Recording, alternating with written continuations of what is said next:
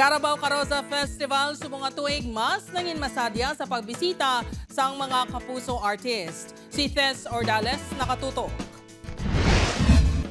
Welcome to the municipality of Pavia, home of the Carabao Carosa Festival. Alam niyo ba na ang Carabao Carosa Festival at ito ang itinuturing na oldest festival sa probinsya ng Iloilo? Kada tuwing ginabantayan ginang highlights ng Carabao Carosa Race kung sa rin ginapakita ang koneksyon sa tunga sang mangunguma kag sang ila ginakabig nga suod nga biyan ang ila Carabao magluwa sa pagpaindis-indis. Wala nang inupang ang maulanon nga tiyempo sa makahalawat-hawat nga karera nga ginhiwat sa Pavia National High School grounds. Sa ulihi ang Carabao nga si Mariel ang nagpangibabaw. Abi practice naman sa umay. Sumara mo na pagkakanya mo. Ginpasundayang man sa mga barangay ang ila mga matahom nga karosa.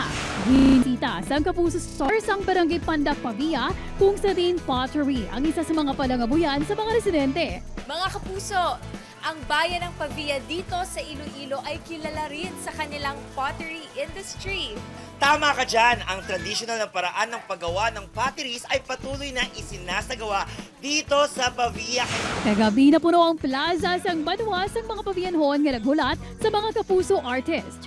Imbokada pa lang sang Kapuso Fiesta, 100% energy na ang ginpakita ni Pipita.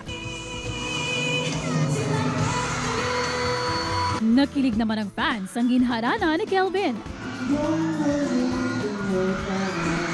Si Ara enjoy gid sa pagupod sa audience. Sing and dance naman ang regalo ni Max sa mga pabiyanhon.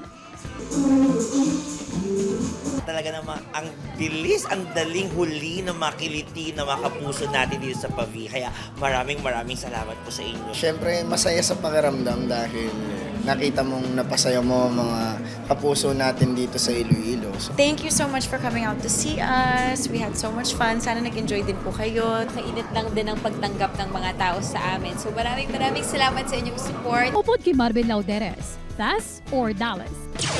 One Western Visayas.